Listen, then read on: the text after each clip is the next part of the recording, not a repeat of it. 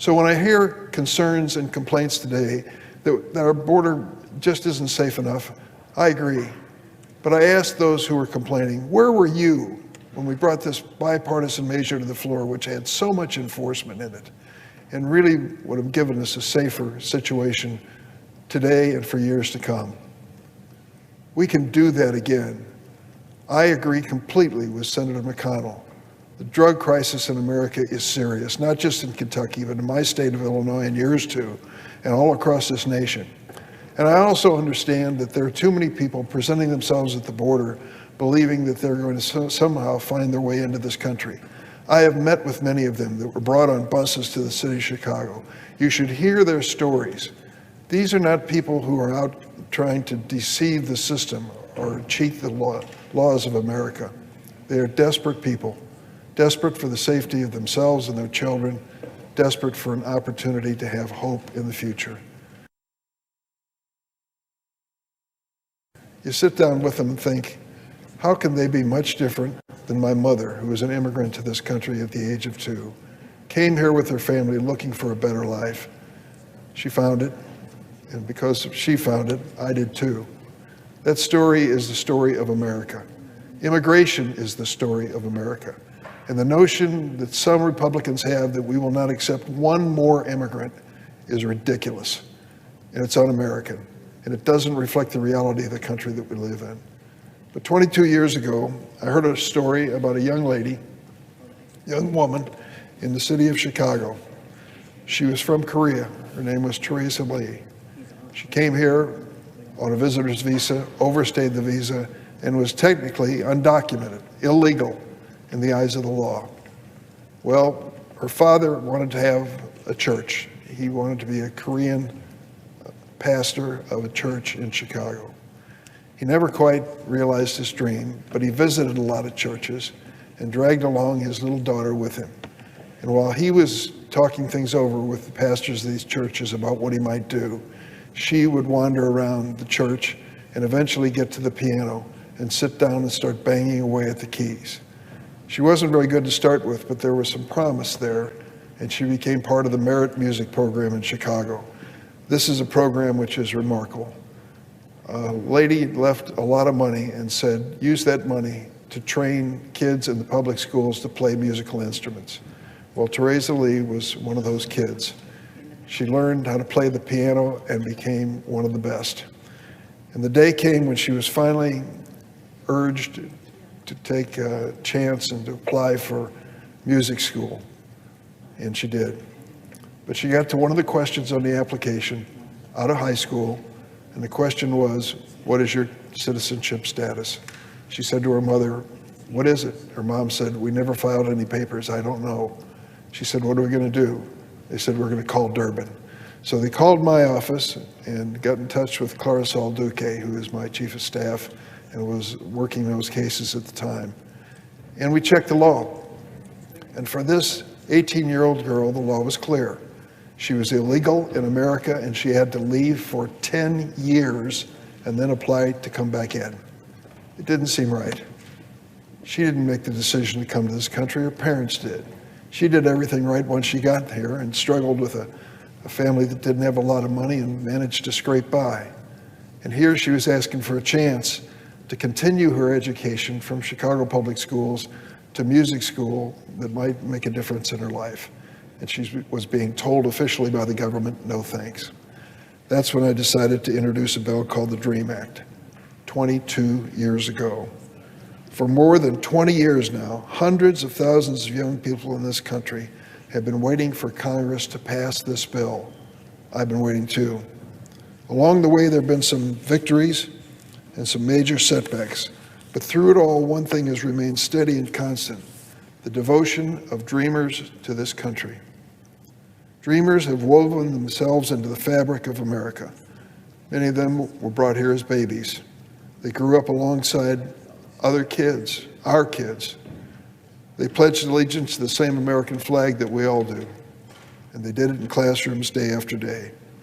And over the past 22 years, dreamers have given everything they can to America again and again. They've served our nation as doctors, teachers, members of the military, and other essential roles that have helped move America forward. And that's why last week I reintroduced the DREAM Act for what I hope is the final time, and we can see its passage. I want to thank one person in particular, Senator Lindsey Graham. He has joined me again and again as my Republican co-sponsor of this measure. I can never thank him enough. This legislation will finally provide permanent protections to every dreamer who's grown up in America and earned their path to citizenship.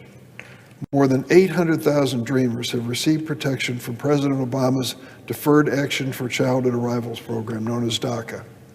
The president initiated that in 2012. That's quite a few years ago now. It was never meant to be a permanent solution. It was supposed to be a bridge until Congress finally acted on immigration. We're still waiting. What's more, there are thousands of other dreamers who can never have the chance to apply for DACA protection, instead have to be forced to remain in the shadow. Let me show you two that really demonstrate the story.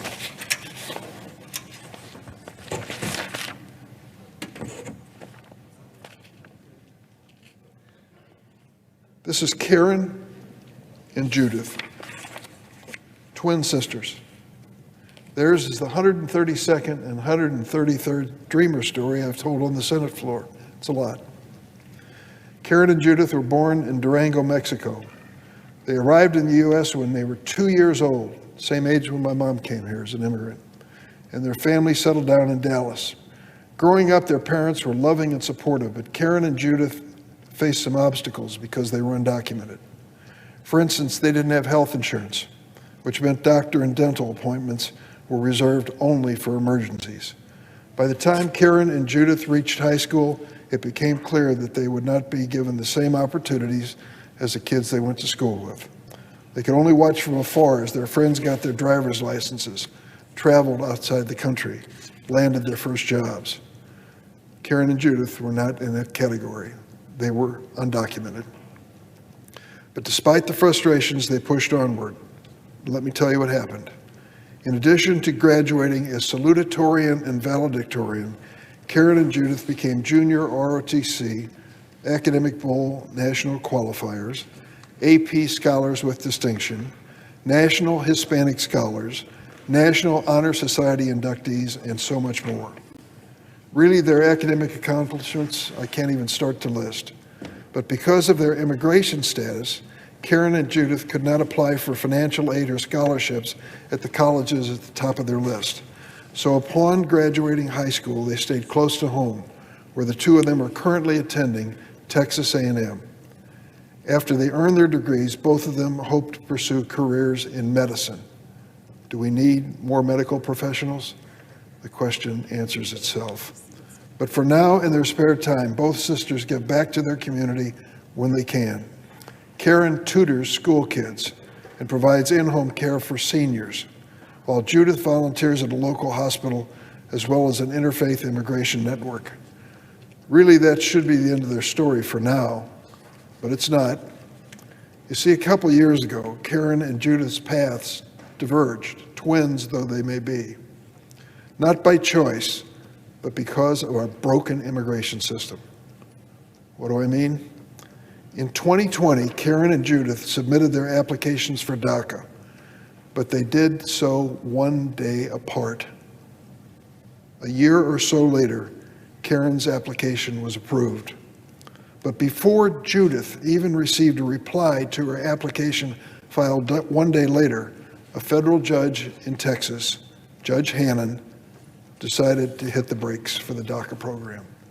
He ruled that the USCIS could not approve any DACA applications after his decision.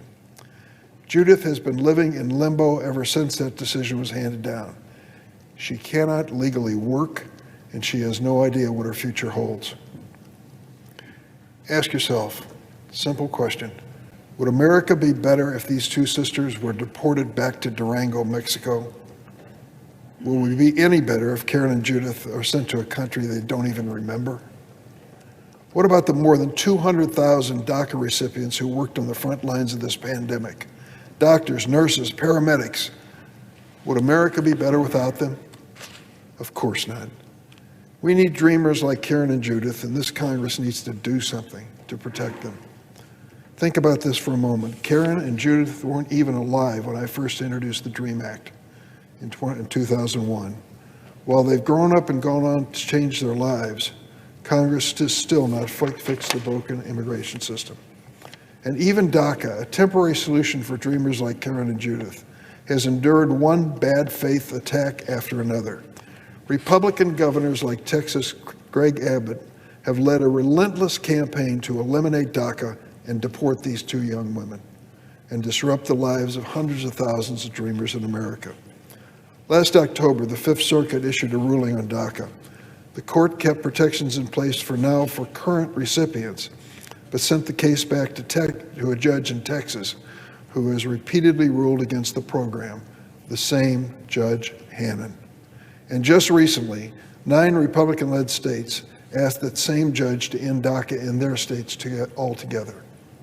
That would be a disaster for this country, not just in terms of the human cost, the economic cost, and what it says about our values. DACA recipients and their households pay more than $5 billion in federal taxes each year.